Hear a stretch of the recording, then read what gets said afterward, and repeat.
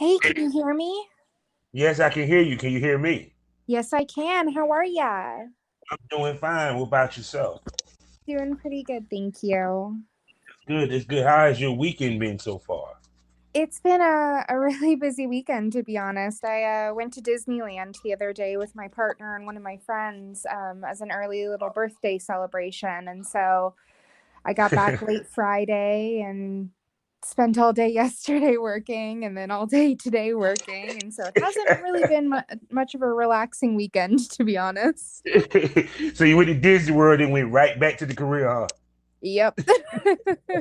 So what shoots did you do this weekend? So yesterday I was just doing admin work. I do some personal assistant work for a couple other performers in the industry. And so I was working on getting their content up and live and working on getting my own content up and live. And then today I was doing a photo shoot for another performer. I also do photography, so I get to play on both sides of the camera. And thankfully today, in my tired state, I was playing behind the camera, and so I got to spend a couple hours photographing a friend of mine, which was really fun.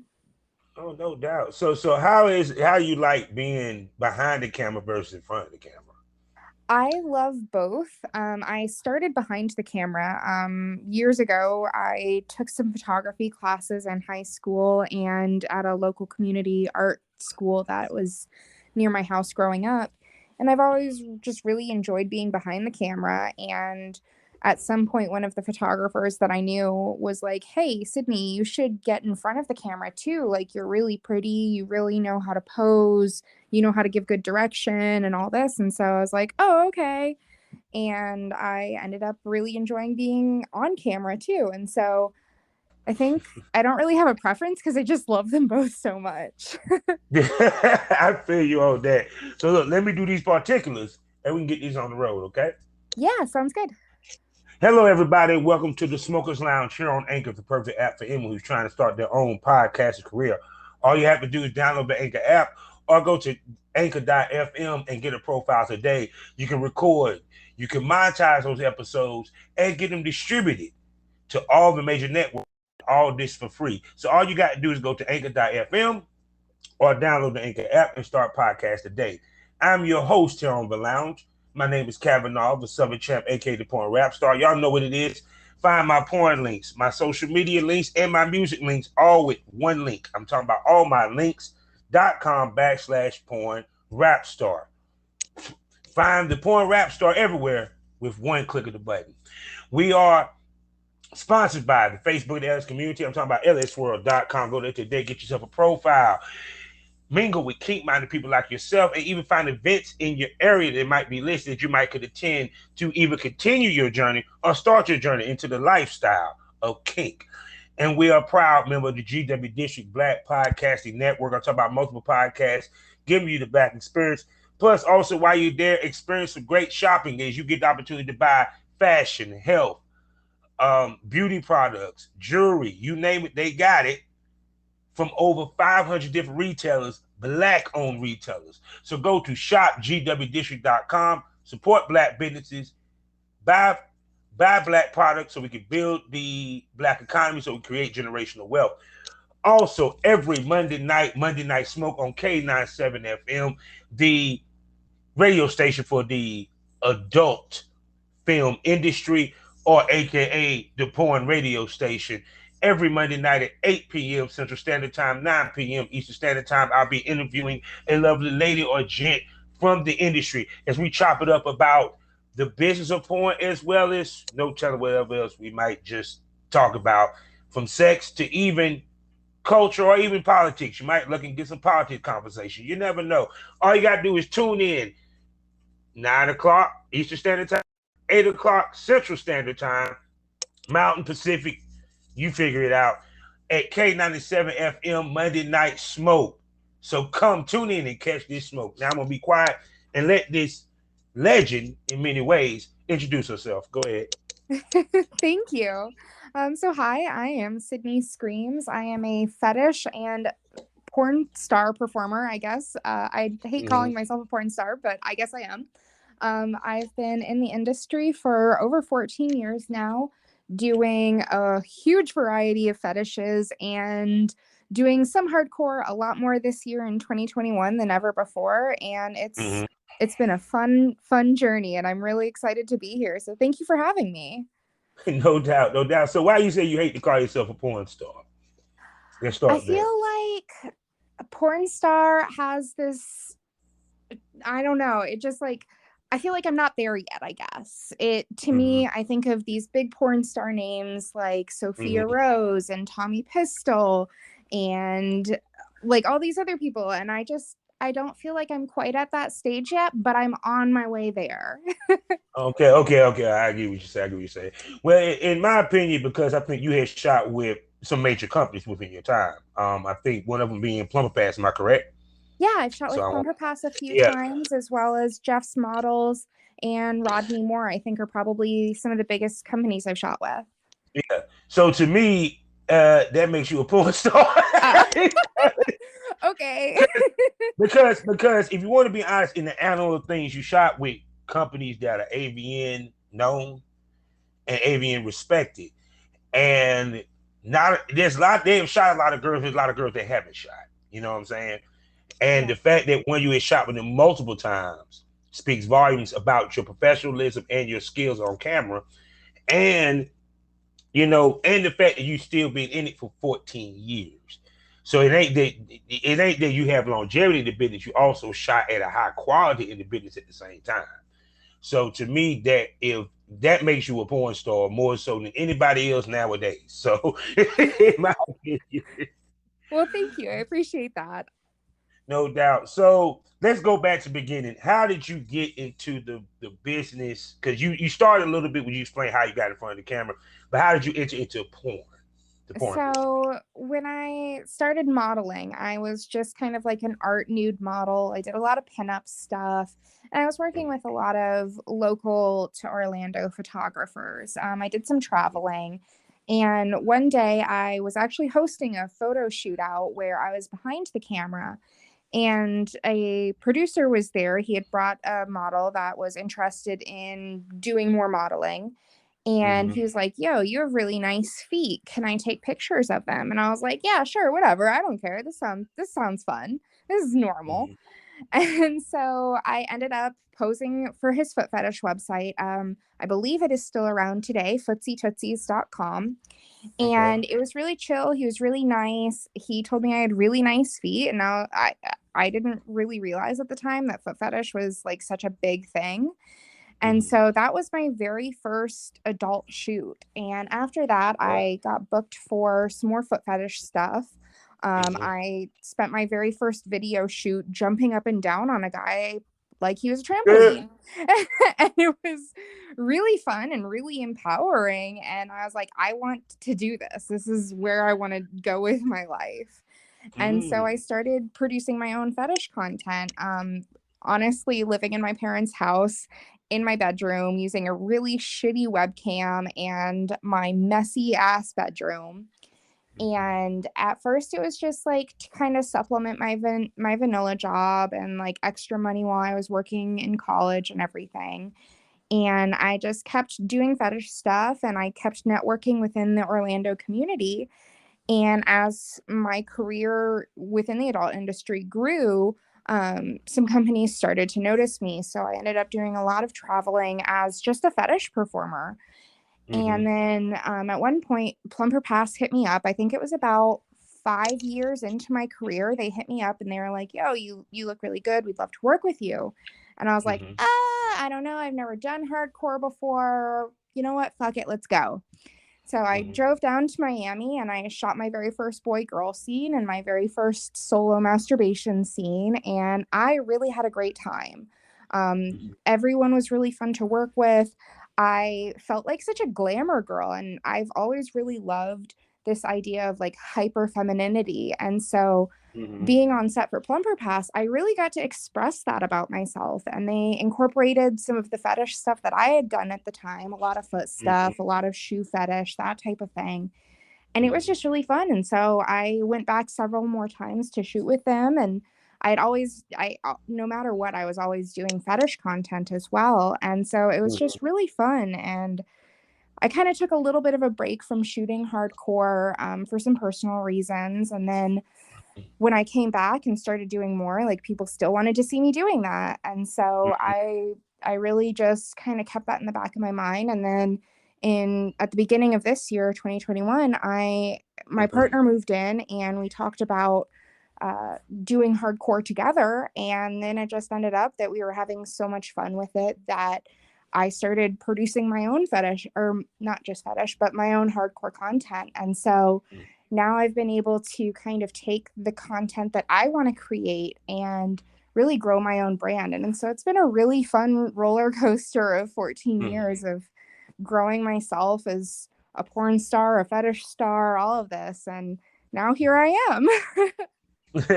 Now, with your, because fetish was really your main suit for the most part.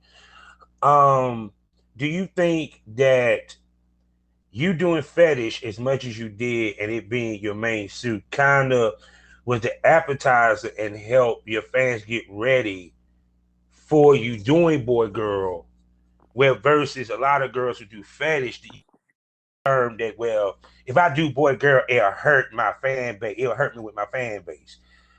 Do you think that you taking a slower pace boy girl as much help keep your fan base from stepping away? Because I always hear that term that girls are worried that if they do boy girl, they'll lose fans.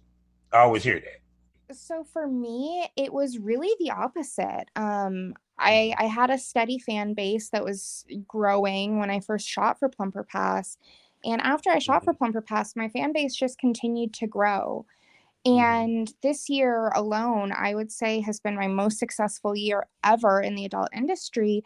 Not just like if I isolate my earnings from hardcore, this year alone is still my highest earning income year just from my fetish Mm-hmm. content because I've never Mm-hmm. stopped doing fetish stuff. And Mm-hmm. I have fans that love that I incorporate different fetishes into my hardcore content.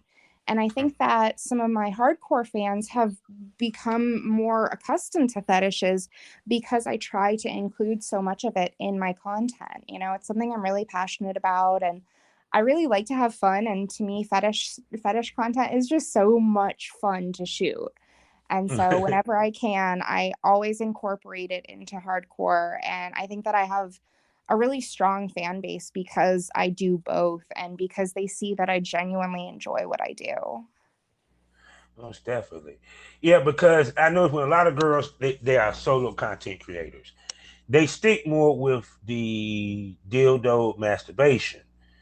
Um, with you, do you see, be it with the 14 years, that expanding your territory helps you increase your profits as well as your fan base versus if someone just stick within one lane? For me, it definitely has. But I know that there are some people out there who have been solo their entire career and they do just as well as I do. And so I think it all depends on their fan base and how they kind of cultivate their fan base. Mm-hmm. I am a very social introvert, and so people kind of, I think, know that about me. And so they see that I shoot with a lot of the same people pretty regularly, and they know like Mm-hmm. I'm shooting with these people because I really like to spend time with them and I like to work with them.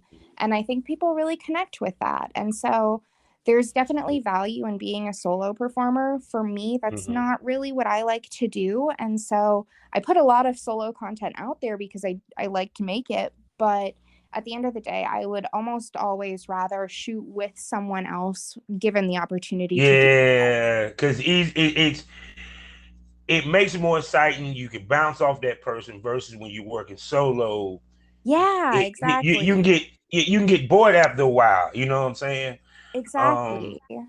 And also, my and, peers bring a lot to the table. You know, I work with some really, really talented individuals and some people that have knowledge about different fetishes than I do. And so mhm, I love when people come over and we're able to share knowledge about different fetishes that we're passionate about because. You know, one of my friends years ago was like, Yo, Sydney, have you ever heard of vor? And I was like, what the heck is that? And they explained it as basically fake cannibalism. And I was like, mhm, that's weird, but okay. And now it's one of my favorite categories to shoot because Mm-hmm. it's just so diverse and it's so much fun. And I would have never have known about that if someone else hadn't introduced me to it. Most definitely. Now, be it that we're now in the council era, as per se, do you think that this era is hurting the fetish genre? Because a lot of the fetishes that people are enjoying, they're now starting to take away from these sites. Do you think that it's hurting the fetish genre in any way? And if it is, what can talents do to put out that type fetish videos that the fans like? So I do think that there's a lot of credit card companies, particularly MasterCard, that are really coming down and cracking down on the adult industry. And it Mm-hmm. is making it very difficult to do our job. But the best thing we can do is be vocal about it and encourage our fans to be vocal about it. Because at the end of the day, if no one's using MasterCard, then MasterCard's going to have to go with what their consumers want. And so Mm-hmm. people have a voice, they have the ability to make changes. And so by being vocal, by signing petitions, I think I just saw ACLU put out a petition against the Mm-hmm. new MasterCard changes that were implemented last week. You know, Mm-hmm. signing those, making changes where we can, and being as loud about it as possible, it makes a Mm-hmm. difference. And educating our fans is a huge part of that because a lot of our fans don't recognize that this stuff is happening. Mm-hmm. Yeah, because to me, I think I'm not even gonna blame MasterCard and Visa. I blame the the sites. Because the reason why I say that, because MasterCard and Visa said themselves, we never said for y'all to do the things y'all doing. We just said y'all just pay more attention to your site. And what happened, I think, when that article came out, when they were talking about the lady that was raped and they put up the video, it was on one tube site. And the writer decided to name everybody. And I think what happened is that a lot of these sites are wanting to become more solo content creator friendly than that of boy girl content creator friendly by the way that these rules are being set up, because it's not hurting the solo content creator. It's hurting people like me and you who actually use co-stars in our content, period. And to me, it to me I blame the companies, because the companies, all they have to do is just pay more attention to what gets put on the site. Yeah, You know, I mean, I think you probably know sex workers have been pushing sites like Pornhub to only allow verified content creators to post thank content you. because it hurts all of us. Like, I've had Yeah. pirated videos posted on tube sites for years, and that's Mm-hmm. money out of my pocket. That's money that makes it so I can't produce more content. And so I know I have been very vocal for years now about Pornhub needs to verify their content publishers because it's Yeah. only going to benefit them and it's only going to benefit us. And revenge porn is a problem. Child porn is a problem. And I would really love every site to come together and be like, you know what, we're really only going to allow content to be published by people we know published it, that can provide Yeah. the paperwork that shows this is consensual, this is allowed, this is being uploaded by the person who wants to have credit for it. And Yeah. so I really wish Pornhub had listened to us years ago, because I think that when the Exodus Cry article was published and Pornhub scrambled to delete all that content, that could have been avoided if they Yeah. just Because listened. to be honest with you, they would just let anybody be able to post, and see what end up happening is that, and I tell somebody, I'm the kind of person, I go down a rabbit hole with it. You want us to give you all these IDs, these social security numbers, this paperwork. For what? For you to sell this to the advertisers? Because that's what y'all basically doing with it, for the most part. Because if technically the way it supposed to be, and you know this because you've been in the business 14 years, we never had to give all that paperwork. All we had to do was verify ourselves. Yep. And then all of a sudden, because porn became normalized and everybody wanted to be a part of it, not necessarily watch it, they allowed people to be unverified to post their porn, not even to make money. They just posting to show off. And these people are not going to go through the processes that we go through to make sure our shit is straight. The paperwork, the ID, the safeguard and covering our asses type situation, period. And it was because they wanted that traffic let and could care less safeguarding the industry for people like us. Yeah.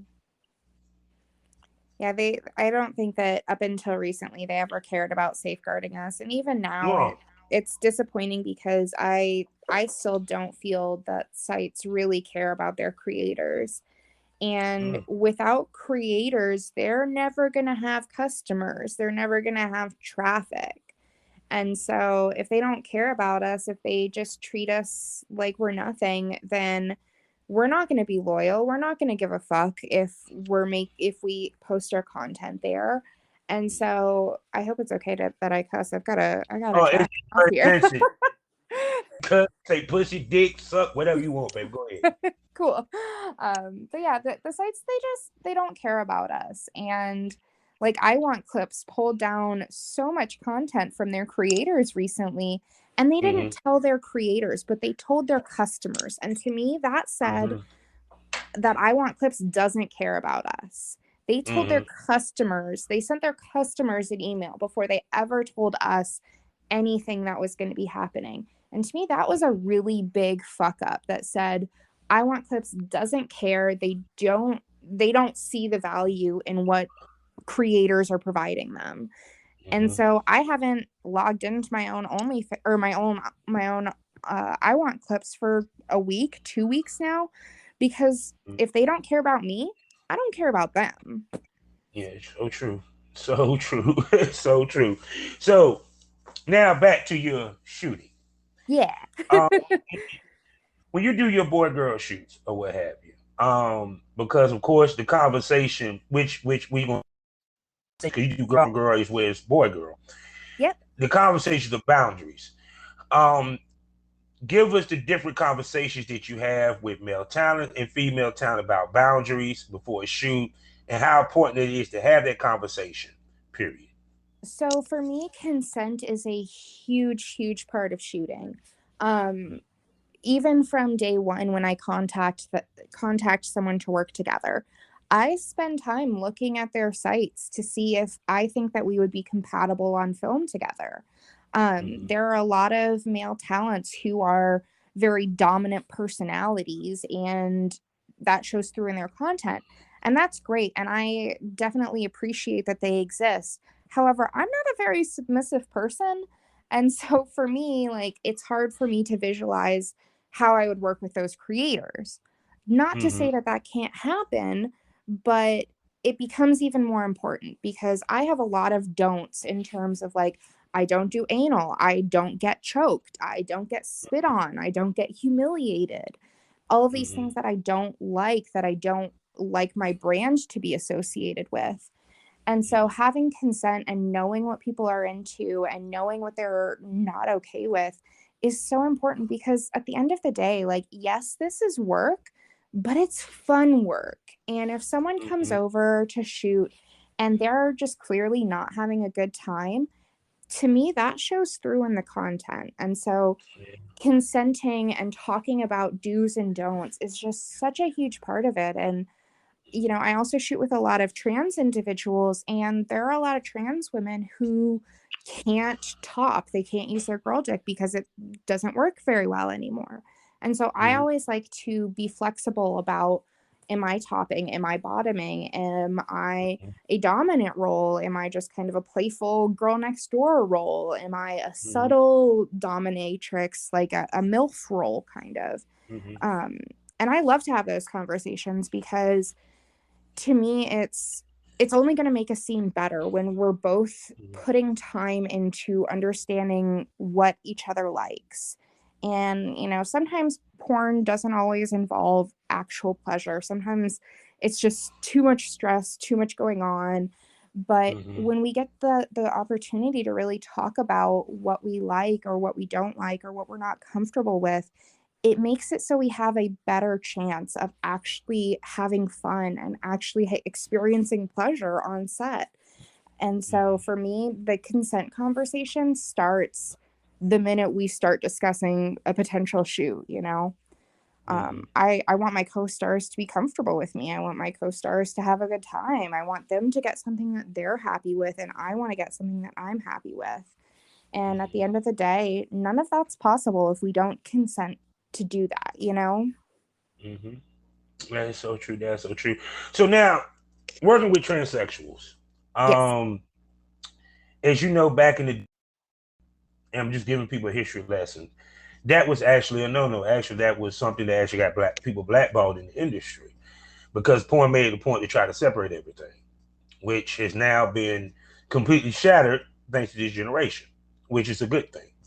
So, working with a transsexual, um, one, I know a lot of them are scared to actually, work outside of their norm or what have you. Have you noticed a difference when of how can I say it, public acceptance of working with transsexual now versus back in the day? definitely. It wasn't that long ago. I think it was this year, like within the last 6 months.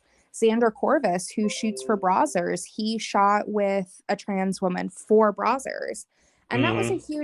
a huge thing because even a year ago, 2 years ago, cis men shooting with trans women, like you said, they either had to be part of the gay community or the gay porn community or very niche because it would blacklist them. And I think that's really fucked up because, Yeah. like, I get it. There is some risk associated with working with people that shoot gay scenes or shoot trans Mm-hmm. scenes. But that's why we test every 2 weeks. That's why we're making sure that we're consenting to things. And you know, I remember years ago, a friend of mine wrote a blog about how he did a lot of gay porn, and he would have people that wouldn't shoot with him still contact him to hook up off camera. And so to Yeah, me, it's it messed says up. that, yeah. And it says to me, like, performers don't care about that as much as we think we do. Mm-hmm. And, my partner is trans. She's fucking fantastic and wonderful. And I never want to hold her back. But I also do Mm-hmm. see that people are still hesitant to shoot with her because they're worried about the stigma that comes with working with a trans woman. And I think that's really fucked up. Like, she's a beautiful But see, woman. She but can see, take but see, it. I think Like, I think that that stigma is dead because that was really for Hollywood, and who's really trying to go Hollywood now? You feel what I I'm think coming from? I think it does still exist. Recently, a good friend of mine, actually, someone that I've known for years in the industry now, he had said that when he was ready, he would let me know that he was willing to shoot trans stuff. But the reason he hadn't was because he still felt a lot of stigma within the industry to not shoot trans content, even though he is personally interested in doing it. And so I would love to agree with you that the stigma is dead, but my Yeah. experience has told me otherwise, unfortunately. Oh no, I said it should be dead, but It should be, yeah. I yeah, but I always said this. As much as people say we want change, no, y'all don't. Y'all want it to be the same. Yeah, y'all want it to be the same by the way that you act. Period. Because to me, it's because the one with Brazer, I applaud them, but I also know the real reason why they did it was to try to generate traffic. Because this day and age, the major companies are not making the money that they used to because it's the age of the content creator, Yeah. and those sites are making it hard for the mainstream companies to make the money that they used to because people don't want to go there to see their porn. They want to go to OnlyFans. They want to go to fans. They want to go to for sale. They want to go to minivids, period, because they want the more interpersonal experience per se, you Oh yeah, know, and definitely. and the real. I say I'm not gonna say reality, no, the fantasy, period. Yeah. So to me, that's why I think that we're at now. and Brazier did it as kind of a throw shit against the wall. My thing is, I want to see them do more of it.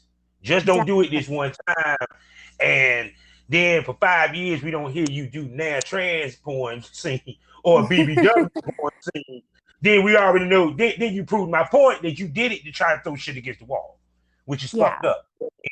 I I think would there's no value in the genre. Go ahead. I would love to see more companies shooting trans women, shooting fat performers. I guess not just trans Yeah. women. I want to see them shooting all trans individuals, all fat performers. Mm-hmm. I think every performer has something really special about them that they can bring to the table that maybe no one else has or no one else has done Mm-hmm. before.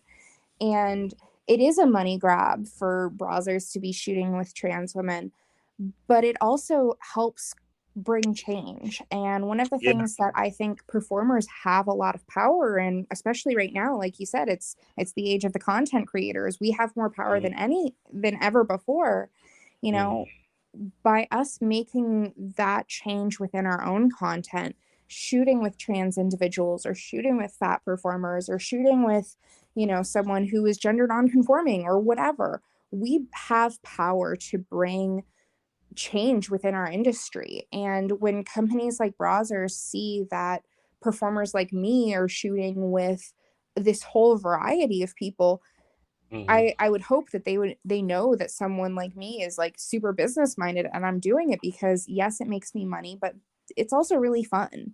And if Mm-hmm. they see that creators are making money doing that, then I think they're going to start doing it more of it. And so us creators, we have the power to bring change. And I really hope that more performers try to push for that change within our industry and And expand then the two people that they also, work with. it also represents the pansexuals because we don't Yeah. have any people that represent pansexuals. Let's be honest. I mean, I kind of identify as pan, and I shoot with Yeah. pretty much just about anybody, you know, um, Yeah. men, women, anyone in between, really. I Yeah. anyone that I get the opportunity to shoot with, if they are someone that I vibe well with, I want to make content with them. And me personally, outside of sex work, Mm-hmm. I am very interested in personalities. And so I don't care how someone identifies. I don't care who they are.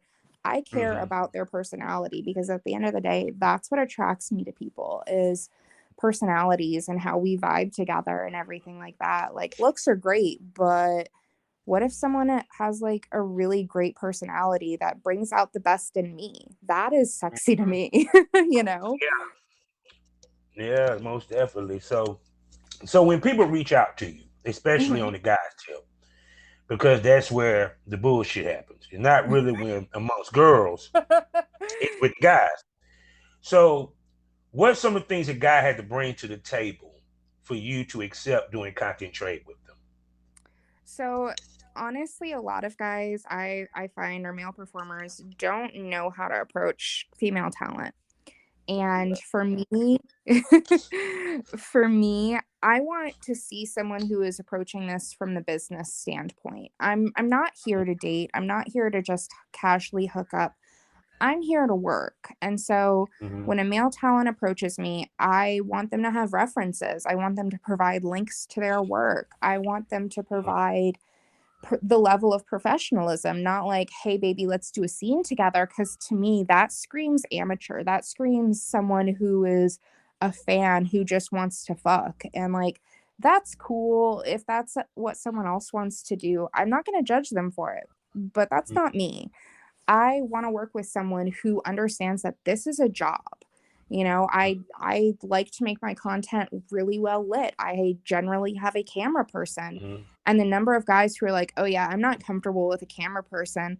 Like, sorry, that's an instant turn off because that generally to me is a red flag that they're doing something that crosses boundaries.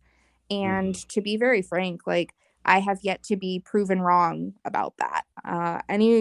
Any male talent who's like, I don't allow camera people around, or I don't like people, or I can't perform if there's someone else in Mm-hmm. the room, like they're always the ones that are doing some shady ass shit. And I Mm-hmm. don't want a single part of it. You know, I'm I'm here to make You good stuff. think now? Now, do you think now? be it that you've been in the business 14 years, do you think that part of that is because the content creator era has killed the God damn it! I had it on the tip of the tongue. The not safeguards. It's I didn't want to use the term safeguards, but the gatekeeping I do think because as you know and I know it wasn't as easy. no, it wasn't. And I do think that sites like OnlyFans and even MiniVids have really opened the door to a lot more content creators, a lot more male talents that didn't have opportunities before. And to some degree, that is wonderful.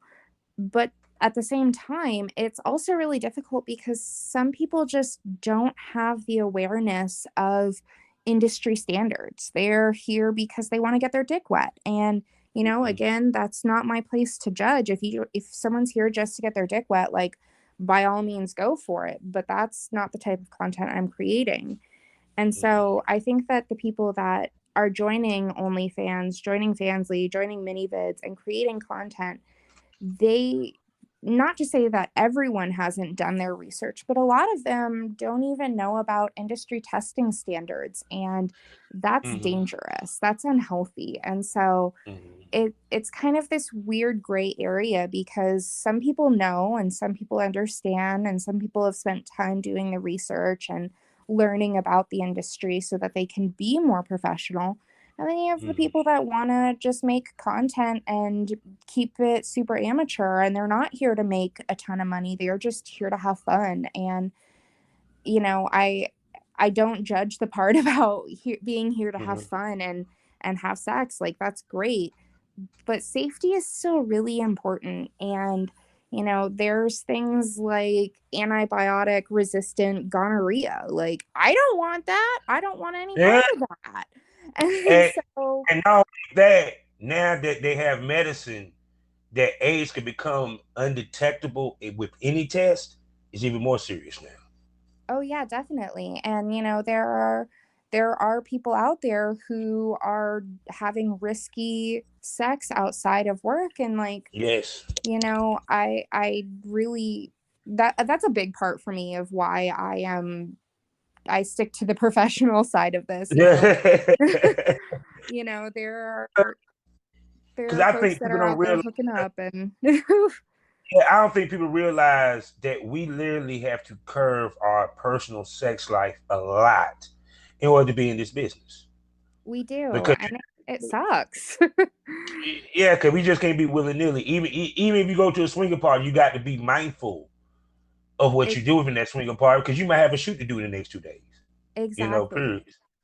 And like You know, for me and my partner are monogamous off camera. And so like if she was testing and I wasn't, honestly that would probably mean that her and I aren't having sex for 2 weeks because I'm not tested, and therefore by us having sex, she is potentially, heaven for fucking bid, but she's potentially mm-hmm, passing something along to someone else. And thankfully that's never happened.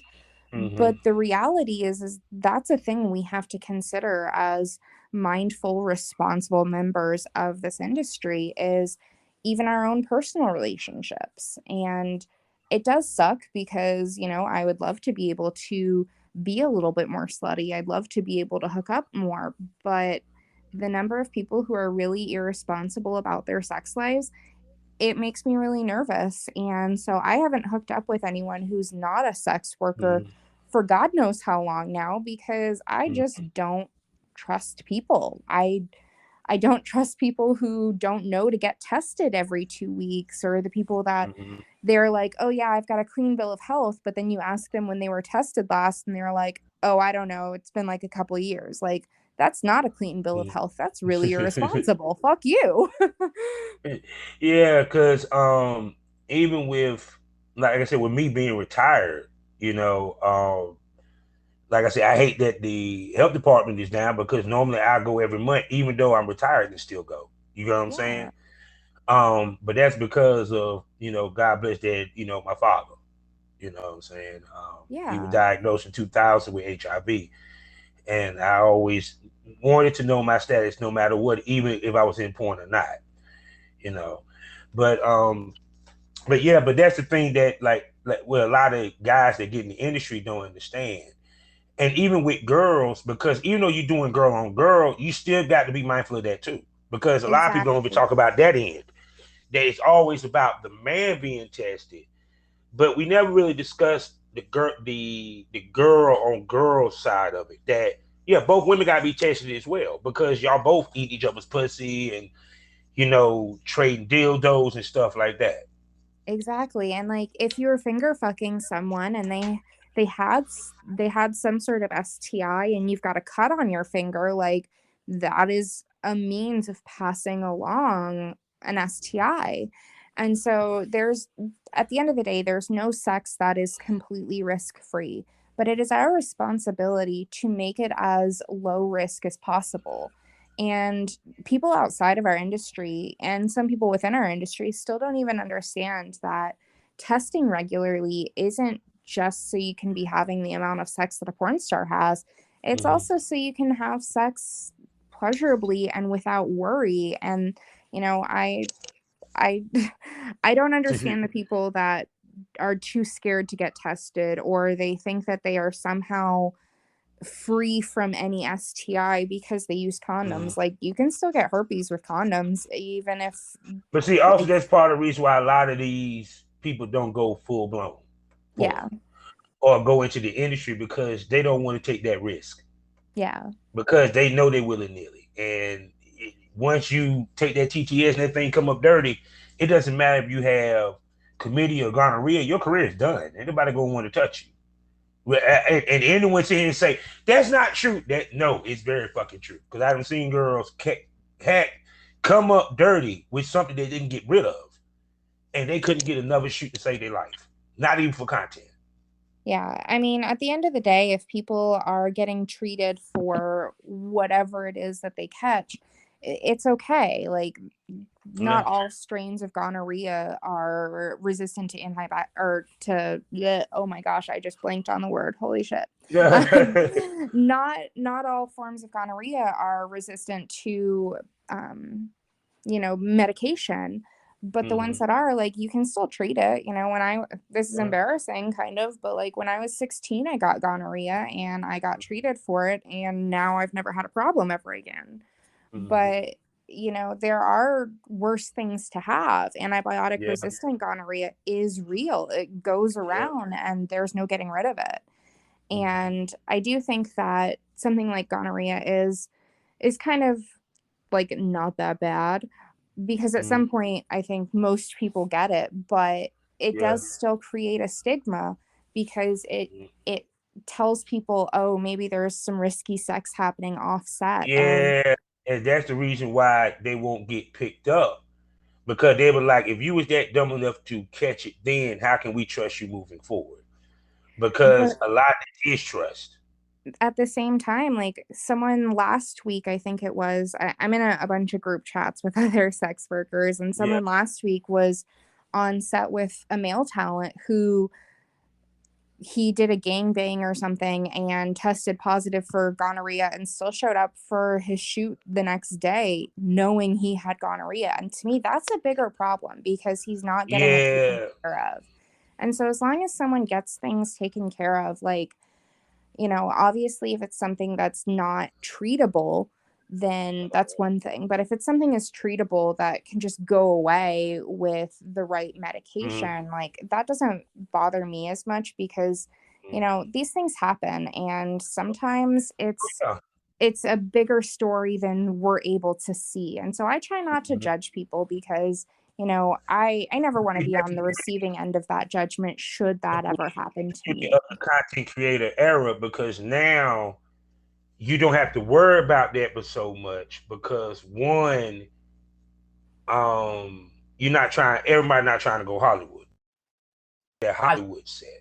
So if you wanted to shoot with the major companies, yeah, you'd be blackballed. But there might be people outside of that that even though you might have came up dirty, would still give you the opportunity to shoot, most definitely. Period. But I just know from experience, not my personal experience, but people that I've known, that when they came up dirty on the test, it was hard to find people because of that judgment.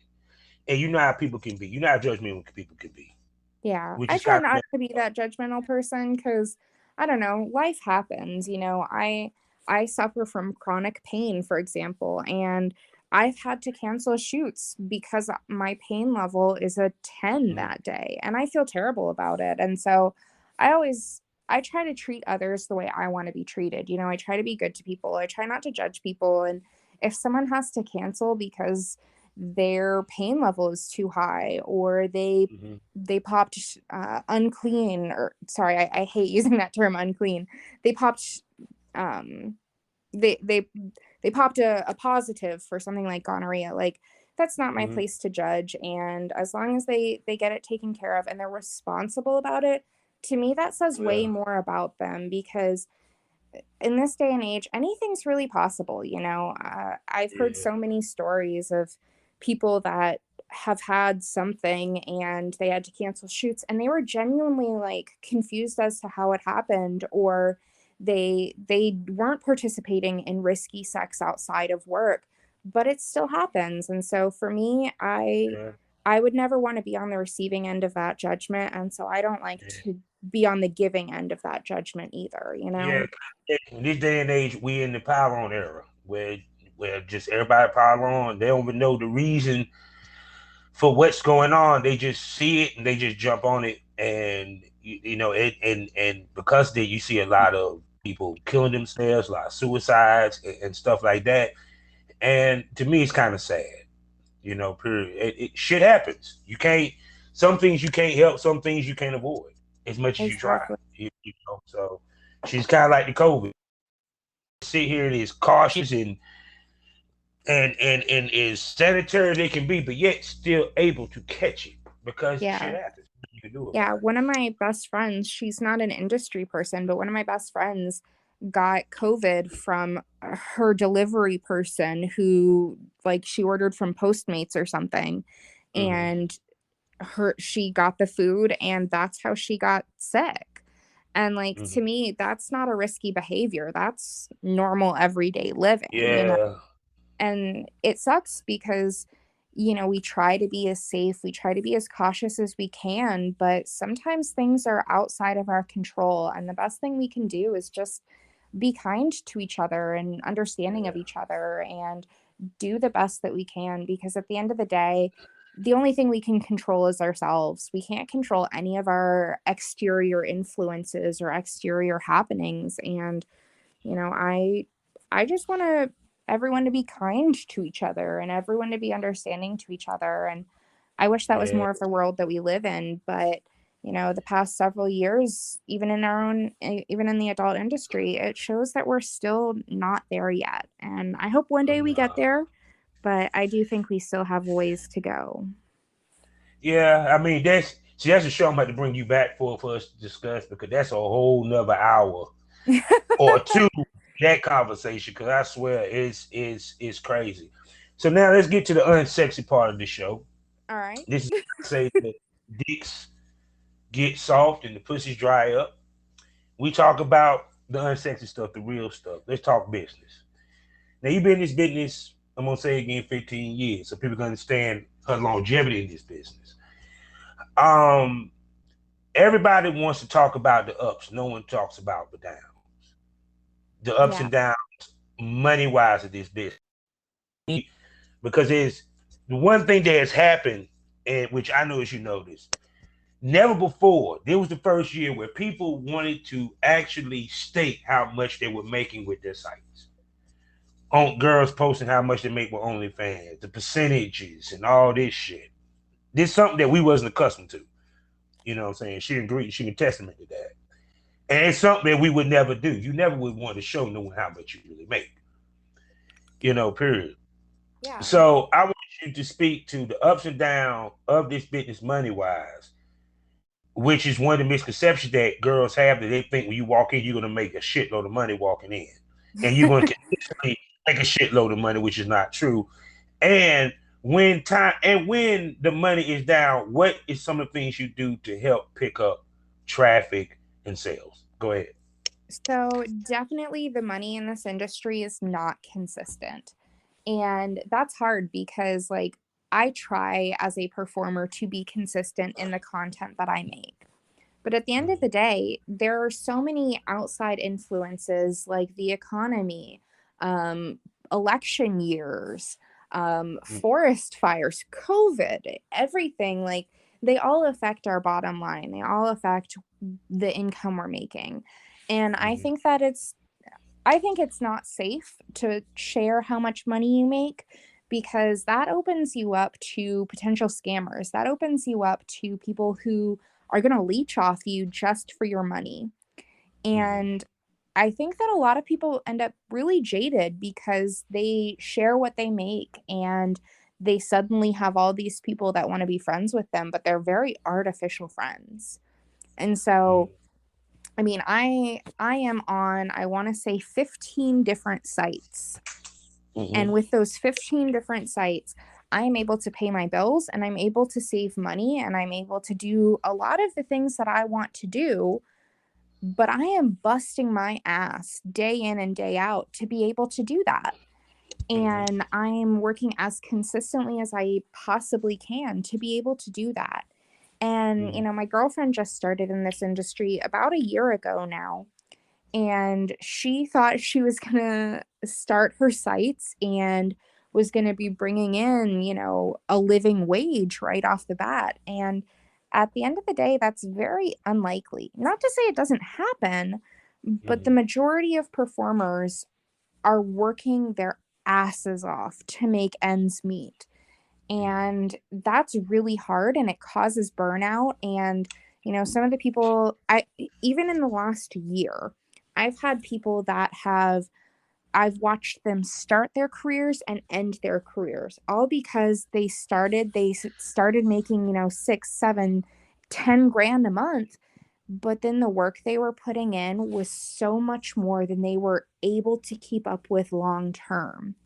And like, mhm, yeah, you can make fast money in this industry, but at what cost? Because mhm, to me, mental health and physical health are two things that you have to maintain to be able to do this long term, to be able to do this long enough to really make a living doing it and make a steady income doing it. Because month after month, like there's always something that's going to either bring up your earnings or bring down your earnings. And if you don't prepare for that, you're never going to last long enough in this industry to make a living wage. And that sucks that people come into the industry expecting to make so much money and then they get burnt out really quickly. Like burnout fucking sucks. yeah, And it does. yeah. It And does. like not to say that I've never experienced it, but I've worked very hard to get to a point where I can recognize that burnout is coming.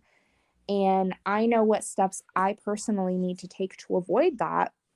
Mhm, But not everyone understands that. And not everyone recognizes their own like burnout triggers. And so mhm, the people that join expecting to make 10,000 a month, like, hey, that's great. If you can do that and do that consistently without burning yourself out, mhm. good on you.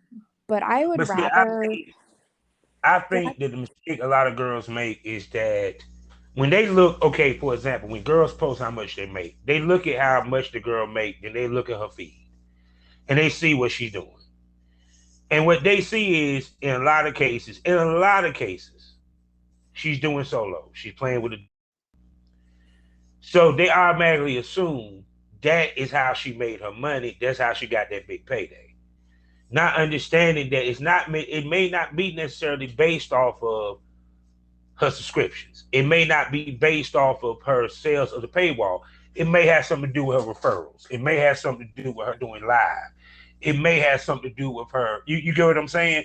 So Yeah. it's like walk in with the misconception, and really the culprit of that is women, not necessarily men. Because men, we got to walk in differently because we got to automatically walk in with a business mindset because we got to find a partner. While females don't have to a certain extent.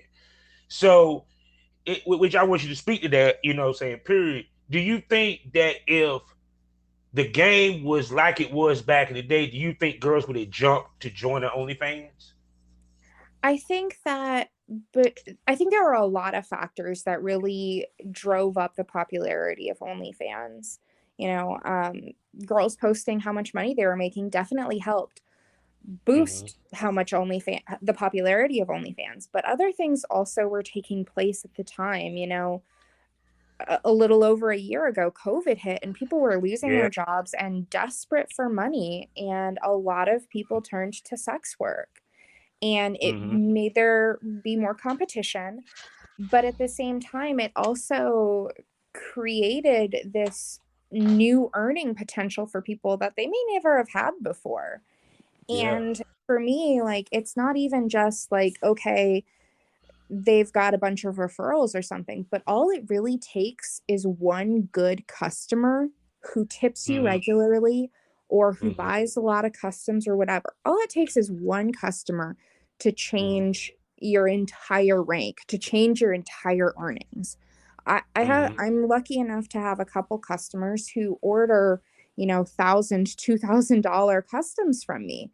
And sure, I could be bragging about that on Twitter or Instagram, but those are customer relationships I've worked really hard on.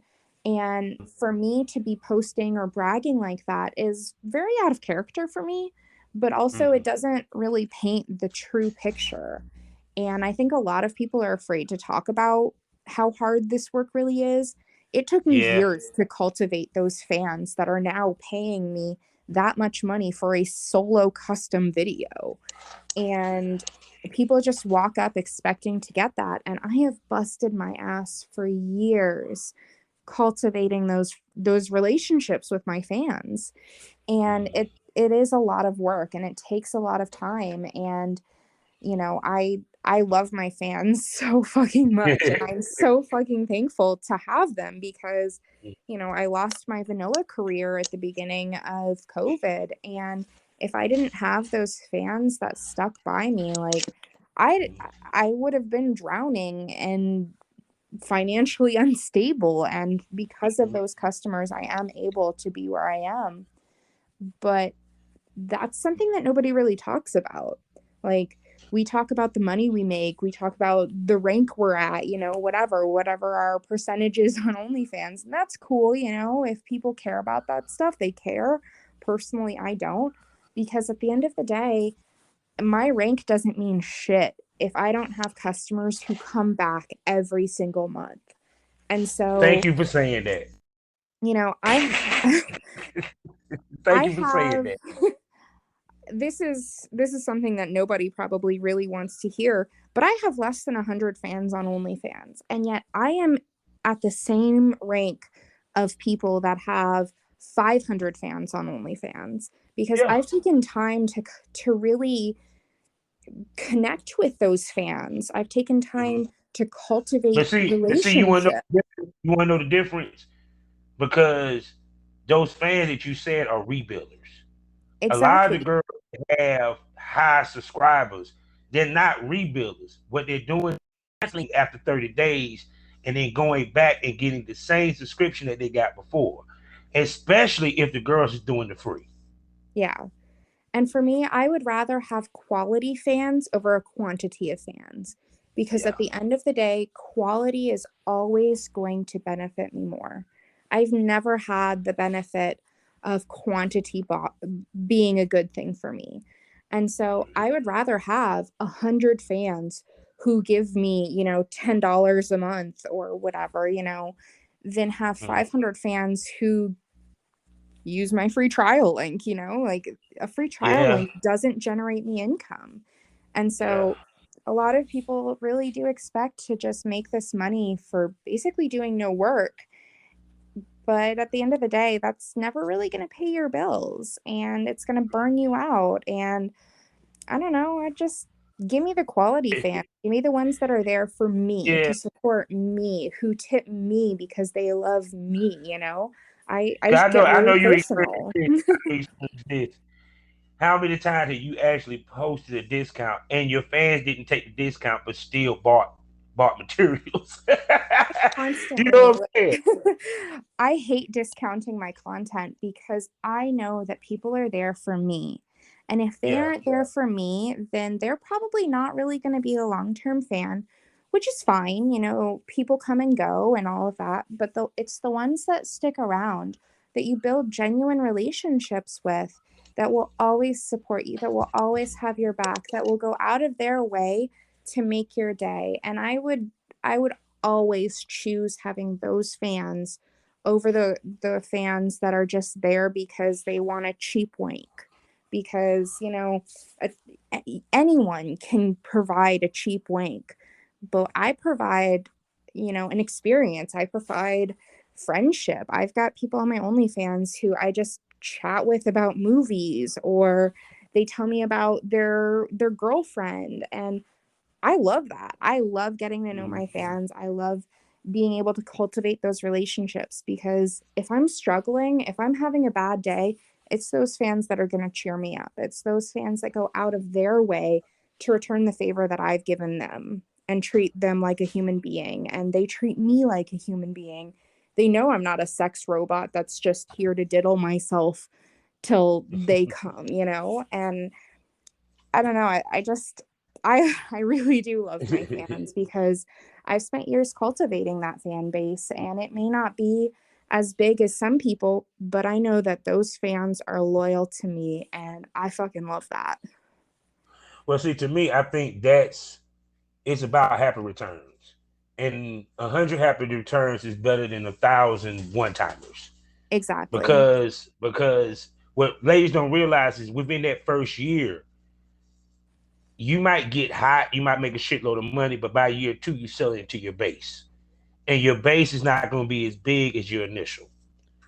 And your job within that first year is to make that settled base big enough to where you can sustain and build off of. And that's part of the reason why girls to in year three, because they don't cultivate the base that they have built. They're more concerned about the new fan. Exactly. See, and you cultivate you could cultivate the purple that returns. And you know, that's I the kicker right there. I genuinely love my fans and the people that support me. I know that they're not like, yeah, they're happy that I'm creating content that they get to enjoy and they get to jerk off to, but at the end of the day, I know that they're not just there for that. They're there because they like me, because they want to have a Mm-hmm. connection with me. And I have fans who are like, you know what, I subscribed to your OnlyFans just so I could chat with you, because I know I can buy your videos anywhere, but I want to get to know you, Sydney, and I love that. I would rather have those people that support.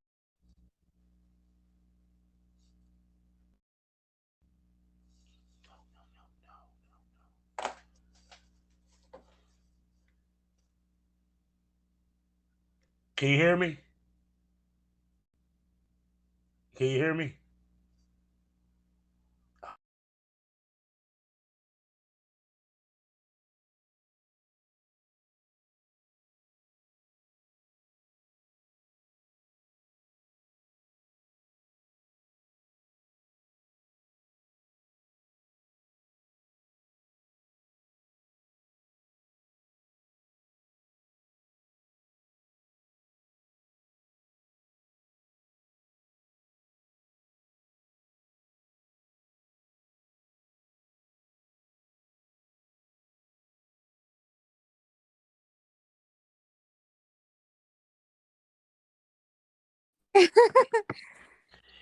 Yeah, it's crazy. We went a whole hour with no problem, and then want to bump off.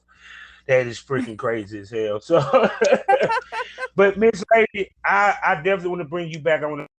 But I definitely want to bring you back for more episodes if you're willing to come back. Yeah, I would love that. Um, This has been a lot of fun. no doubt, because there's a lot we didn't even get to talk about. Because I didn't even get to talk to you about your relationship with your transgender mate. I definitely want to Yeah. delve into that because you're the first person that I didn't actually talk to that have dated who is in a relationship with transgender. So I would love to hear more about that and stuff. And plus, also pick your brain on more business topics when it comes to adult film. Period. Yeah. Most definitely. So with that being said, tell everybody where they can find you, baby. So the easiest place to find me, because social media is unreliable as fuck, the best place to find me is my website, sydneyscreams.com. That's my blog site. It links to every site that I'm on. It links to the social medias that I have. You can also follow my Twitter, assuming it doesn't get deleted or suspended again. My Twitter is Sydney_screams. My Instagram is Sydney Screams. I'm on Pornhub, X videos, X hamster, clips for sale, mini vids. Uh, if it's a site that sells adult content, I'm probably there. Okay. But again, my website, sydneyscreams.com, is always the best place to find me. It links to my OnlyFans, my membership site, everything.